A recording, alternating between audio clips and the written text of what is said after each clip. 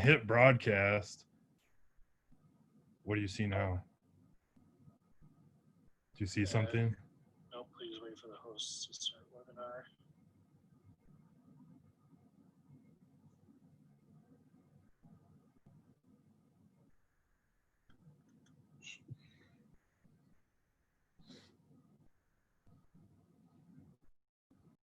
Okay. I think at 6:30 it changes over, so I have it already loaded to where I want it. I can hear you. Okay. Oh, I can hear me. So I'm gonna leave my room. Okay, so I'm gonna get off the phone, start it, just text me. Or mute your mic and then I'll just listen. I'll take you off speakerphone. So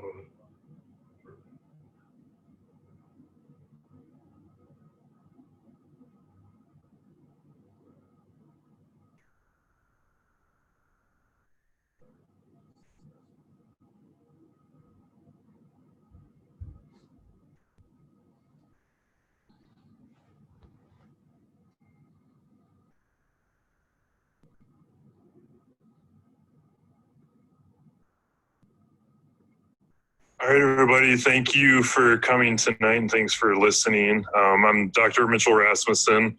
I'm a chiropractor here in Denver at the facility Denver with two of my partners, Dr. Cullen Fahey, who is a musculoskeletal, muscle testing, soft tissue kind of guy who also does some rehab. And then Kate, who's sitting on the call here tonight. She's our clinical nutritionist and one of our partners. And we're going to talk a little bit tonight about why stress is a problem, kind of, downstream manifestations of unchecked stress. We'll kind of talk about how and why stress makes everything else worse in our lives, every chronic disease more intense, every little thing that we deal with becomes more challenging when we're dealing with this chronic stress that is so ubiquitous in our country these days.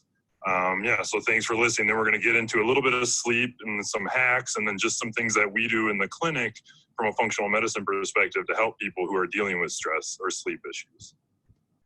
Hi, everyone. Thanks for joining us. I'm Kate. Let's go ahead and jump in. So we're going to start out by defining just what is stress. Here's some of our goals for tonight. We're going to talk about what some potential stressors are, what stress might impede your life, some things about sleep, why we need sleep, what happens with sleep deprivation, and some simple hacks and tips to improve your sleep and recovery. All right, so first and foremost, just kind of from a global perspective of what is stress, we can define it as a reaction to a stimulus that disturbs our physical or mental equilibrium. Oftentimes we think about stress, getting our palms sweaty and our heart racing, and that's really the sympathetic nervous system, your fight or flight response, which we're going to get into a little bit more detail here. And then if you ever read about stress, there's the father of stress research, Dr. Hans Selye. He always said stress is a physiological response of the body to external stressors, meaning stress is what happens when we deal with life and when we deal with things that disturb our homeostasis. Essentially, just looking at this picture here, we see the brain. Okay, the hypothalamus pituitary is a huge kind of conduit for all of our organs. It goes down to our adrenal glands and our stress response. Our hypothalamus and our pituitary send signals to our thyroid, to our gonads. It sends signals all over our body to make hormones in certain glands. So oftentimes when we look from a functional medicine perspective, especially with something like stress, we want to go back to kind of the control panel. We want to go up to the brain and see where those effects start to cause downstream manifestations that end up being the conditions that you might come in with. Essentially, we have stress like adversity or conflict or isolation, that registers in part of our hypothalamus, and our hypothalamus is going to release something called corticotropin releasing hormone. That has a few different effects. You see the first loop here, the CRH will actually send out a signal to the pituitary, which then releases something called ACTH. ACTH is the compound that triggers the adrenal glands to make and secrete cortisol. Okay, so that's one loop where we get from our stress into now creating these hormones, this cortisol, which its initial effect is to inhibit inflammation and to help you respond to stress. Now, at the same time that we're getting that stress bombarding our CRH receptors, We also have a sympathetic response, a fight or flight response, and that's actually going to be right on this right-sided loop here through part of our what's called our sympathetic chain, which is in our spinal cord, T1 to L2 or L3, and those neurons there release immune system chemicals related to our stress, downstream effects that we'll get into, immune-mediated tissue destruction because of the chronic unchecked stress. So essentially what we're seeing is this left-sided loop where we have corticotropin-releasing hormone triggering cortisol release. You can think of that kind of as the brakes. That's helping you respond and heal from the stress. That right-sided loop, you can think about it as the gas. That's your sympathetic nervous system. That's your the fight or flight that's getting you awake. And the cool thing is when we have acute stress, this system works beautifully. We have the gas helping you respond to the stress, and then you have this brakes mechanism that's helping you kind of dampen down the response.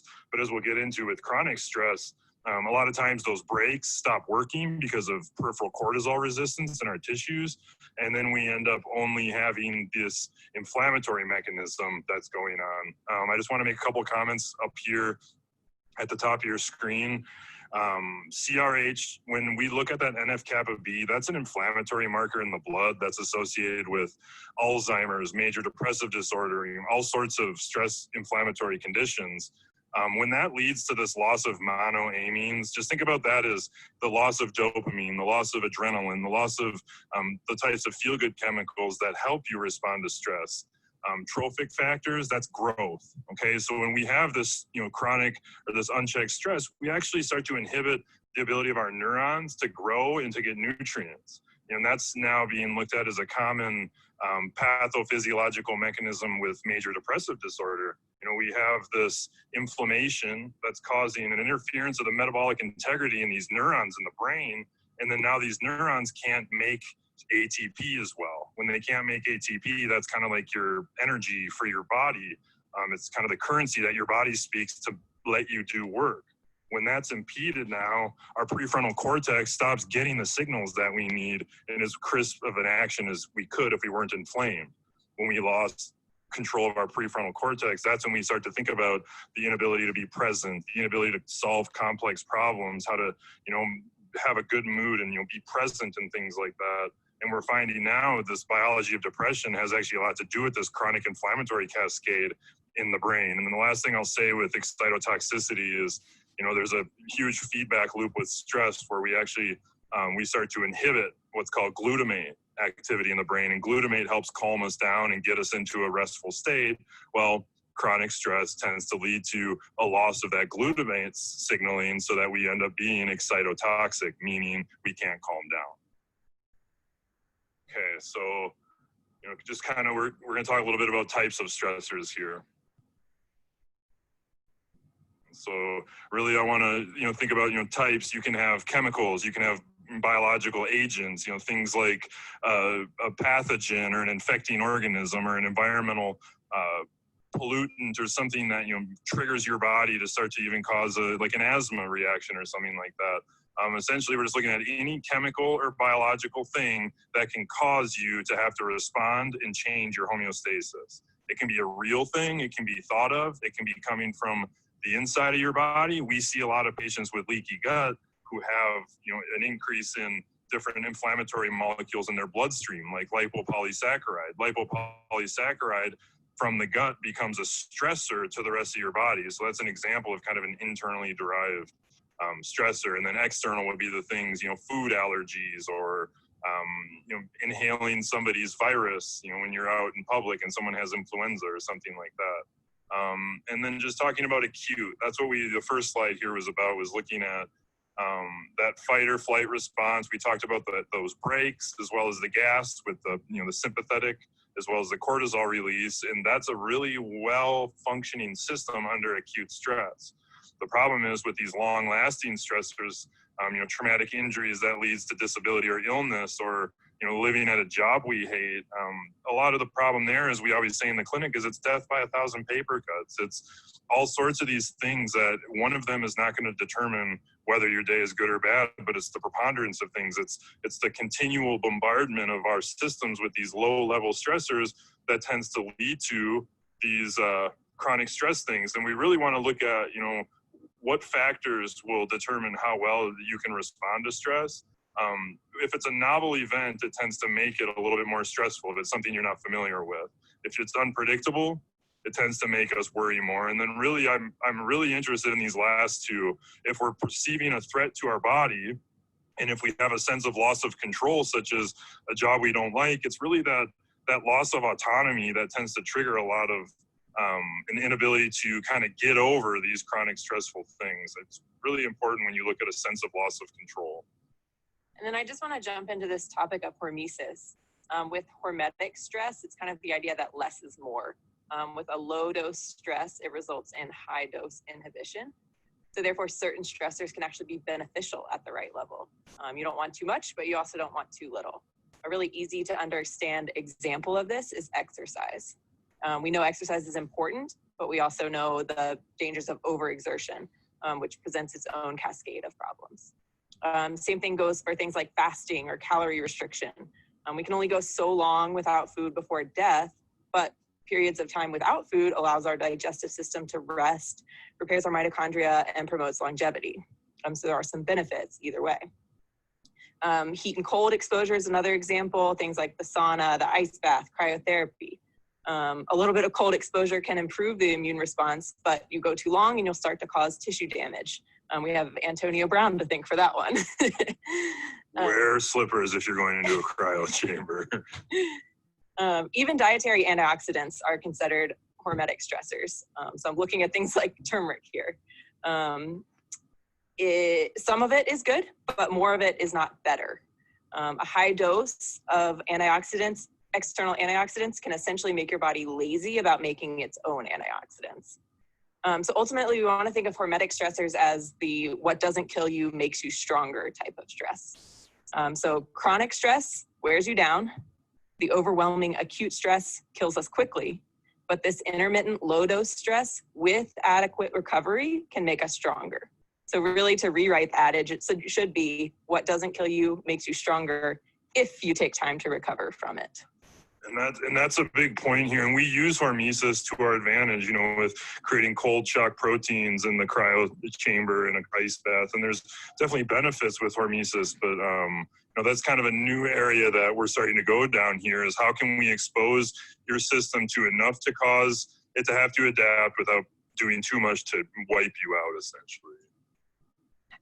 All right, so we have short-term stress is a great thing, is the response. We're gonna, you know, essentially when we have a short-term stressor, our body is doing what it takes to see the threat, isolate the threat, get away, survive, move on, okay? And there's a book, you can actually read about this, you know, more in a layman's perspective, called Why Zebras Don't Get Ulcers. And essentially the idea is that short-term stress response is well adapted in most of the animal kingdom. The problem is we also have this prolonged long-term stress, partly because we have a cortex that, you know, I think we consider things more and we think about our future and we worry more. But also a part of our nervous system is designed to have long-term stress responses. And unfortunately, because of the types of stress we're dealing with in America, typically, we're never really getting over these long-term responses.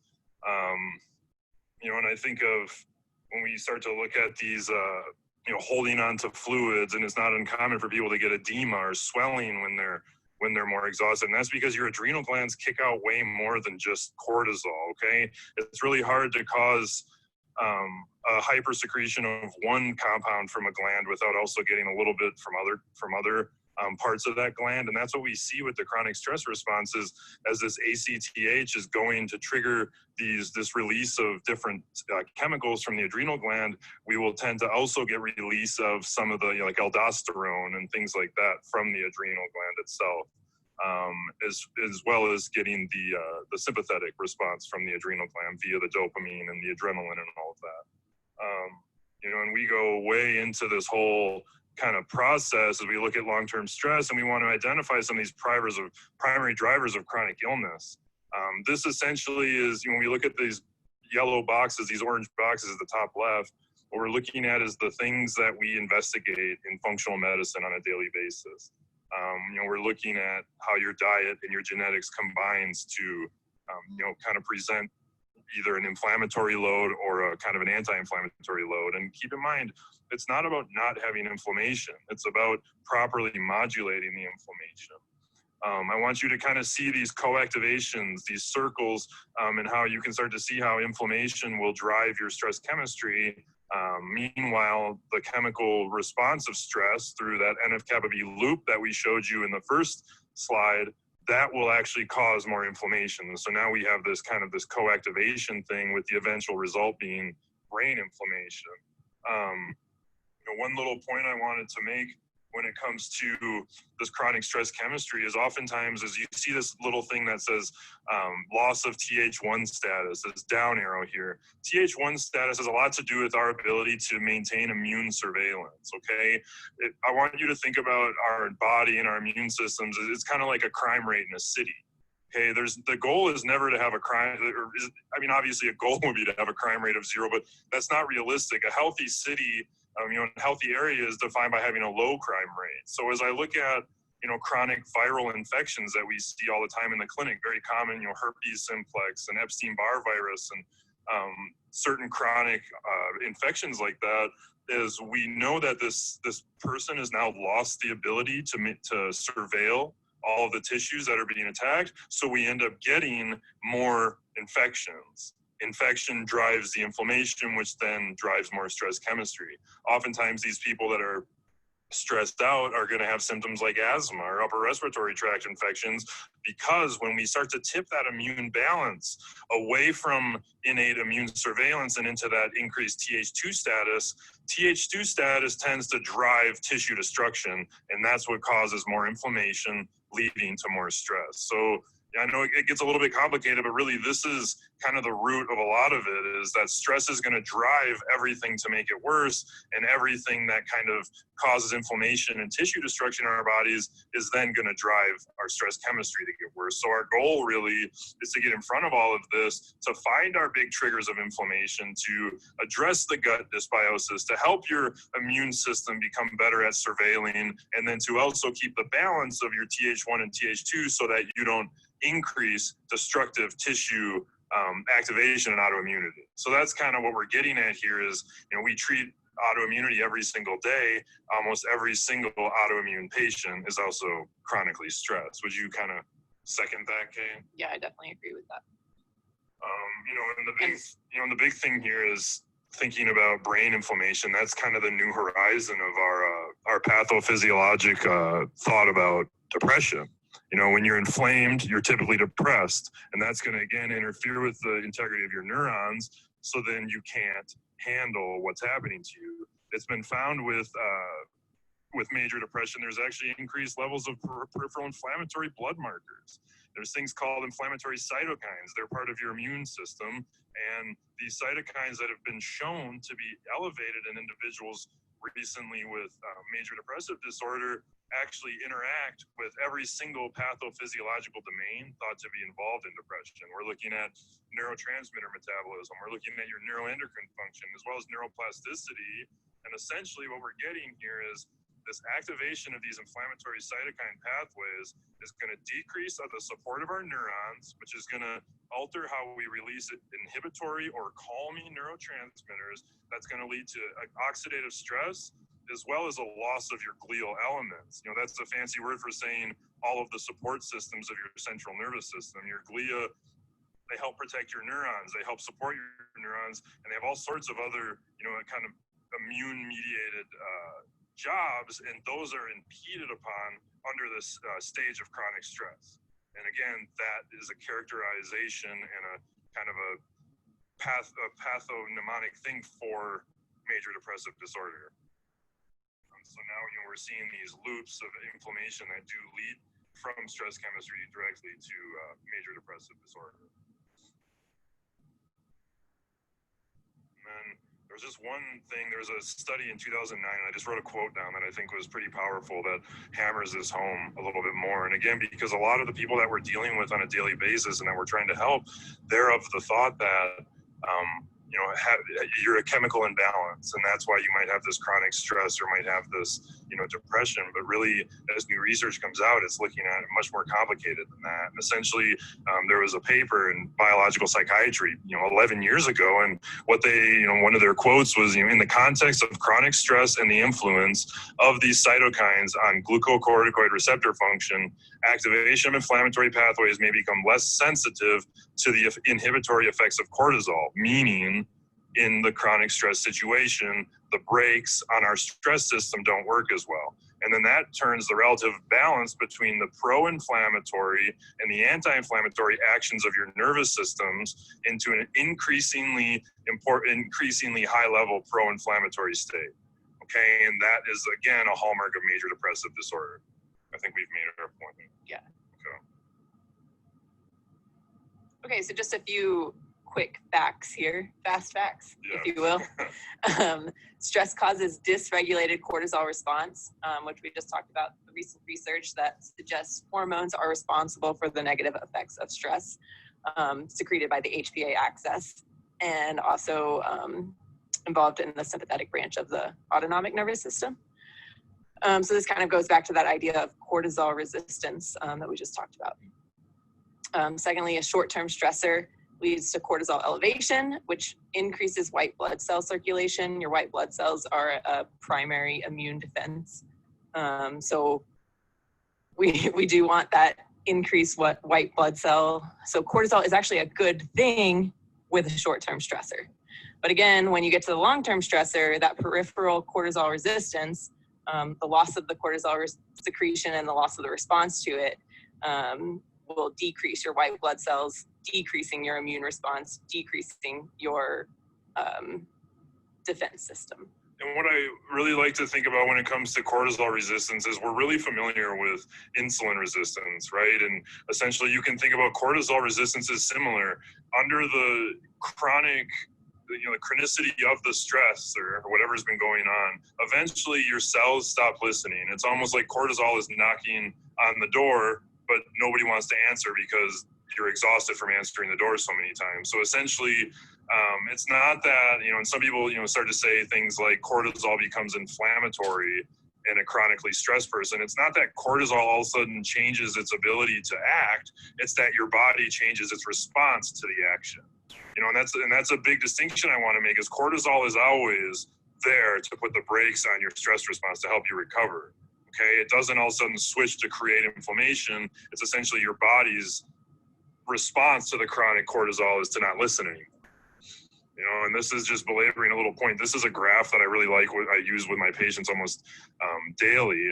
And what I like to think about is our, stress tends to tip our balance of our immune system into one of four kind of overarching themes and areas. And it all depends on if you're overreacting or underreacting to internal or external threats. Okay. And we'll spend a lot of time on this in the clinic going over this and trying to help you see how this relates to your specific condition. But essentially what I want to look at with relationships is that long-term stress is going to decrease the ability of my non-specific immune system. These are the part of your immune molecules that act quickly, okay, that don't really ask questions. They're not developing antibodies to go to your thymus to kind of see if they're attacking the right proteins and right pathogens. These are the surveillors that are going around on a daily basis, kind of like your infantry people, okay? Chronic stress tends to cause the infantry people to not want to work anymore. Natural killer cells are part of that non-specific immune response. And when we have the long-term stress, we tend to have decreases in these killer cells. And that's when we look at reactivation of latent viruses. That's kind of what I was talking about with the crime rate in the city. We're always, if you have been tested positive for Epstein-Barr virus, you will forever have that virus within your body. Same thing with herpes or what causes shingles. You're going to constantly have those viruses living in the dorsal root of your spinal cord. They're living in part of your spinal cord, and under the stress is typically when they come out. Anybody who gets cold sores, what you'll probably notice is you get them either at the height of a very stressful event or after the stressful event is kind of passed. And that's because your immune system was on such high alert for so long that eventually it had to kind of poop out, okay? Our bone marrow, it's responsible for making these white blood cells that Kate was talking about. One of the main immune white blood cells to fight viral infections is, it's lymphocytes, and lymphocytes are actually suppressed under chronic stress. A lot of these responses tend to lead to increased production of pro-inflammatory molecules. Cytokines, those are the signaling molecules. Those are the inflammatory molecules associated in high levels with major depressive disorder. Those are literally increased in people who have chronic stress through those loops that we discussed. Okay, so let's jump into what about sleep? Why do we need sleep, and what does it do for us? A couple things here. Sleep is important for memory consolidation, giving your brain that time to rest and put everything into its right files and right categories. Sleep deprivation, we just mentioned this, leads to fewer cytokines available for attacking invading pathogens, so your defense system is down again. When you get to that stage of REM sleep, that's when you really enhance the emotional circuits of your brain. That's when you can tap into your most creative state. And then lastly, it's found that tissues and systems of the body are enhanced when we get sufficient sleep, which should be pretty obvious. And of course, impaired when we have a lack of sleep. And that's where, some people, there's something called a DEC2 gene. I don't know the prevalence in our population, but I'm almost sure it's less than 1%. And that's the gene thought to be associated with not needing as much sleep and able to survive. Well, almost all of us does not have that gene. So, the problem with sleep deprivation, a lot of times is we're not aware of it. Okay, because of what it does to us, we're not aware of it. It's almost a perfect storm. So, we're going to talk about, how to improve our sleep and find little wins here and there. But, I really want to think that, sleep, it's like gravity. It affects all of us. We all need the sleep, and very few of us can actually get away with having less. And you are probably not the one that can get away with it. Okay. All right, so what can we do to really improve our sleep? We're still kind of operating on this idea that most people need about 7 to 11 hours of sleep. So we generally recommend to shoot for that 8 hours. And some simple steps to get to the point of, hey, I'm sleeping great, I fall asleep quickly, I stay asleep, and I wake up rested. First of all, I like to start with setting a schedule. So work backwards from when you need to wake up. Like I said, 8 hours is ideal. So it's pretty important to commit to the same bedtime and morning wake up Monday through Sunday. Not Monday through Friday, Monday through Sunday. That means even on the weekends, sticking to a consistent routine. If you're the type of person that has trouble during the week and thinks you can just catch up on the weekend, it's this really unhealthy pattern that's driving that messed up circadian rhythm. So if you do want to get to the point where you fall asleep, stay asleep, get quality rest, you need to commit to this schedule. If you have an iPhone, you can set a bedtime and a wake-up alarm. It will remind you when your bedtime is upcoming, usually about 15 minutes before, and then it will silence notifications during your bedtime window. It's a really useful hack with technology. But even on any phone, you can simply set an alarm as a bedtime reminder 15 to 45 minutes before you're ready to be in bed to remind you to start getting ready in bed. Start getting ready to get in bed. So that goes to establishing a routine. Along with this schedule, a routine is essential for helping you wind down. It'll look slightly different for every person. I like to start with just basic personal hygiene to get you ready to rest. Brush your teeth, wash your face, get into your PJs.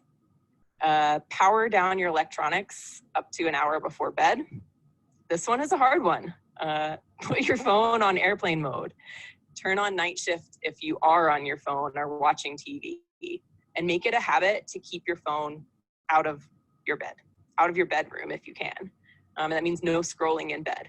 So if you want to scroll on Instagram, check your emails, get up out of bed and leave your sleeping environment. Really separate the electronics from your sleeping. However, I think electronics can be kind of a good tool for sleep. So they're not going away. We might as well use them to our advantage. Some of my tips for this are considering using a wind down application as part of your bedtime routine, something like bedtime stories on the Calm app or the Headspace app, downloading a sleep stories podcast, Or you can even try Neil's body scan, which is on our website and on our YouTube channel as well. It's a really great way to get your body to actually rest and be ready for sleep.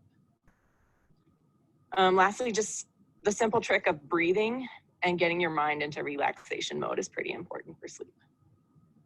Okay, so once the big things are in place, think about, so the big things meaning your schedule, your routine, and your smarter use of electronics, you can start to fine tune with upgrading your sleep environment. Start to tweak things like eliminating blue light, using night shift mode, which we talked about, or wearing blue blockers, which are just eyeglasses that will block the blue light coming in. You can change your light bulbs to blue-free bulbs. And then along the same lines, consider making your sleep environment in total darkness.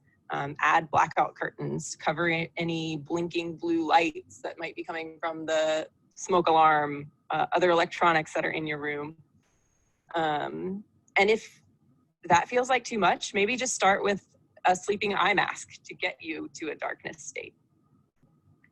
Essential oils are a great sleep tool. They can be used topically, they can be diffused.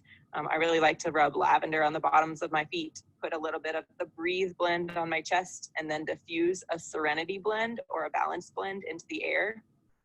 We've talked about this a lot before, but the quality of your essential oils really matters. We use doTERRA oils here in the clinic. We're happy to help you connect with a doTERRA partner to learn more about that. Another big thing is that we spend a third of our life sleeping. That's a significant chunk of time that the environment that we're sleeping in should be clean and free of toxic exposures. This can come from things like our mattress, our bedding, our carpet, and of course our air quality. So consider adding a true HEPA air filter to your bedroom, just to make sure that your environment that you're spending a third of your life is the best it can be. Of course, this is a simple one of limiting caffeine, nicotine, and alcohol. This is going to look a little bit different for every person as your tolerance to caffeine is different. You might start by keeping caffeine before noon. You might find that you can have it before 2 p.m. and still be okay. But if you are having trouble sleeping, those are pretty obvious and quick targets to fix and hack your sleep. Last thing here, avoid big decision making at night. Taxing your brain and getting into some of those frontal brain ideas can really overwhelm you. So maybe just doing a simple brain dump, keeping a journal next to your bed, writing out everything and letting it go.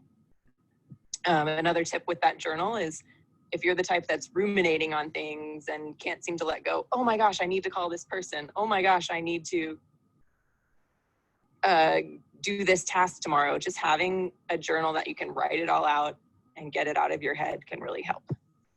And just one little comment regarding the blue light, and that's a kind of a popular topic now. What's going on there? We've all heard of melatonin. Melatonin is produced in our bodies, and it is part of what helps us, get out of that wakeful state. When we have blue light, like coming from the sun during the day, when we should be getting our blue light, that triggers our circadian rhythm that it's time to not produce a lot of melatonin. It's, keep your serotonin high, stay alert, stay awake. The problem is now as the sun goes down and we have all these artificial blue light exposures, is we're living in that wakeful state. We're wondering why we can't sleep at night, but we're bombarding our retinal areas with all sorts of blue light constantly, which is triggering us to kind of inhibit our melatonin production. And that's where it becomes a huge problem with these chronic screens. Doing things like wearing the glasses. I've changed the bulbs in my place, that there's only certain bulbs that are on at night. Kate had mentioned getting blue bliss light bulbs, but that's a really big deal. If we can foster a healthy relationship to this massive part of our being, which is where we turn off and we rejuvenate and our brain lymphatic system flushes out and we get rid of plaques and tangles and all sorts of the things that are hallmarks of chronic neurodegenerative diseases.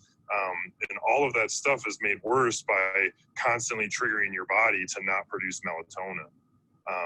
And people can take melatonin, as we see some potentially viable sleep hacks here.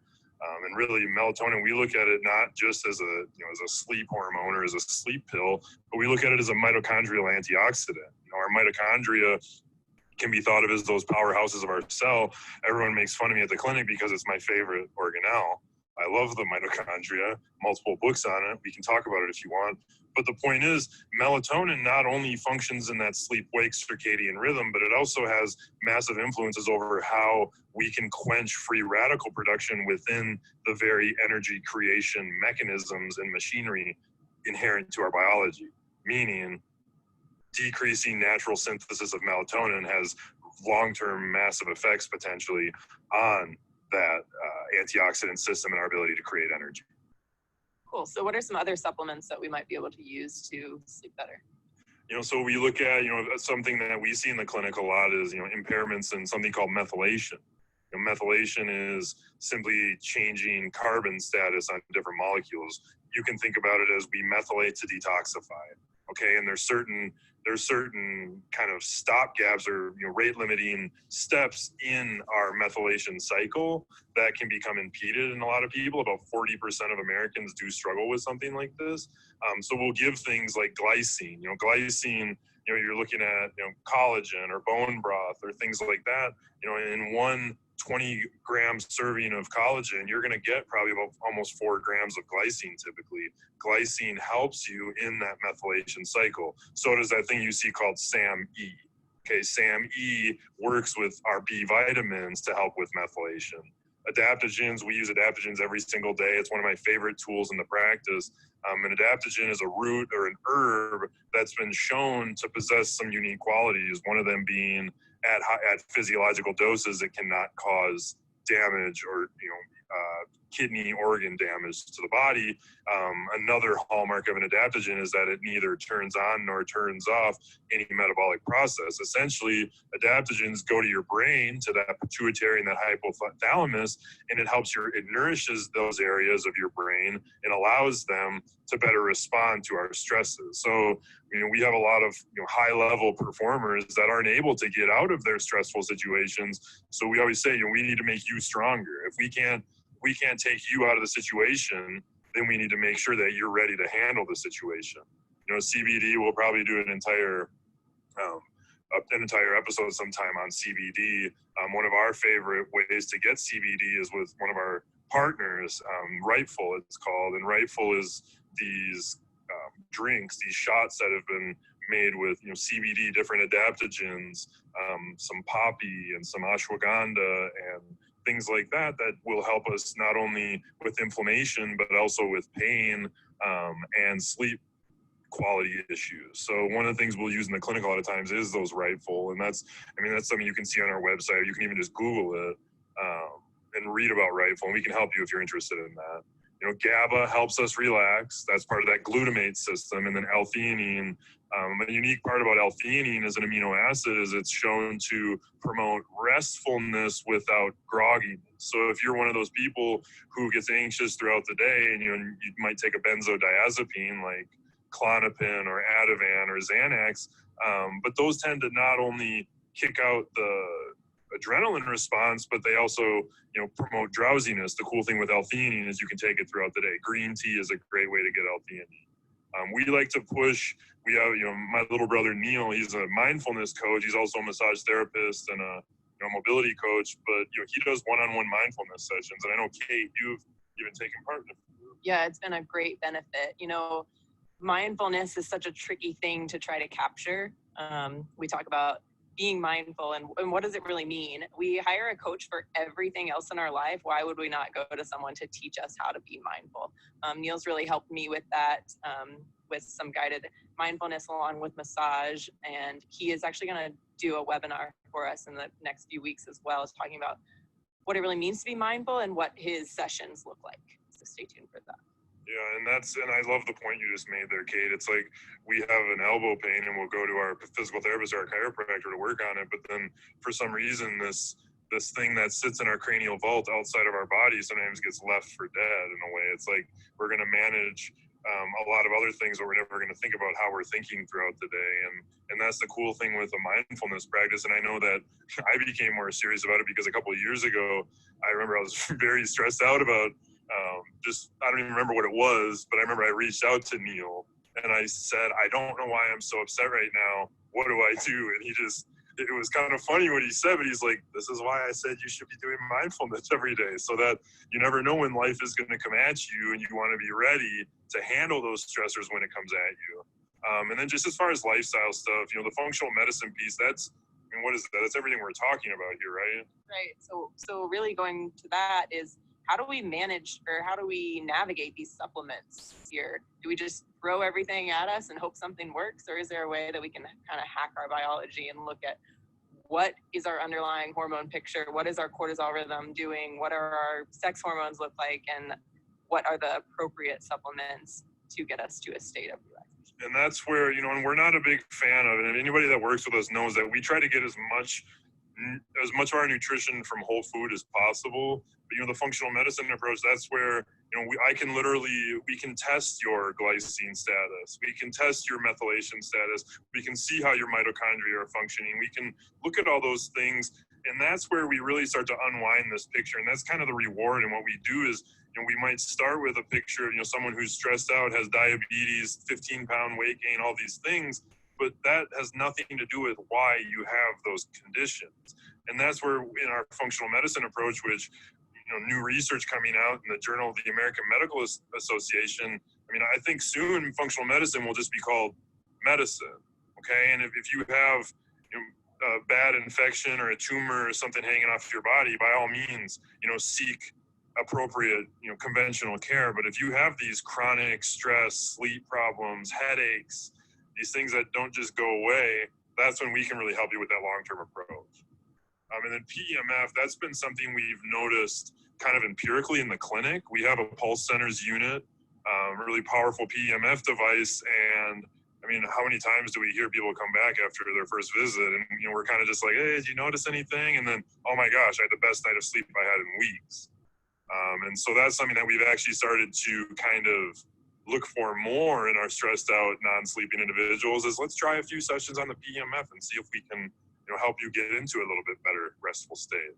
Right, and that's just a passive recovery state.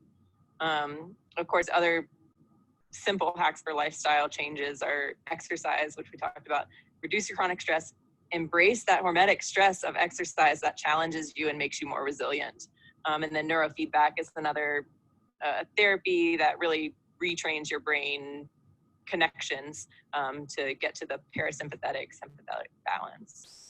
And I guess just to close, thinking about all this stuff is, we have a unique approach because of our background. I think, I spent years, doing functional medicine without the nutritionist piece. And what's cool with now Kate and I combined is, her college studies were all in neuroscience. That's her background, and combining that with her nutrition graduate training and degree, it's like we have such an interesting, well-rounded, diverse approach to looking at these things. So where we are, with Kate's specialized training, we are able to think more about how that goes up to the brain eventually and all these things. And it's just up-leveled our ability to help people, having this team to be able to look at all of these things to help you manage. And that's, what we wanted to look at is let's, be the shepherds for you. Let's be the people that can help pull you out of the mud and help get you on a better trajectory so that then you can go experience the joys that your soul wants to experience.